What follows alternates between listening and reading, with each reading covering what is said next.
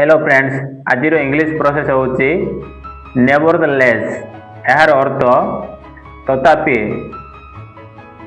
यह सत्य तेबे मध्य। तो चलतु किसी सेंटेंस वर्णन करवा।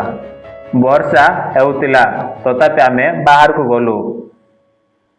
It was raining nevertheless we went out. से क्लांत थिला तथापि से काम कर चलिला। She was tried nevertheless he kept working.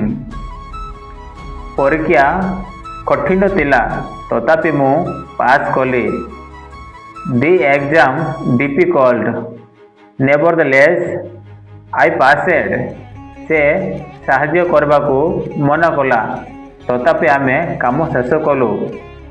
C refused to help nevertheless we finished the work। एमितिका सहज इंग्रजी शिक्षा फॉलो करंतु।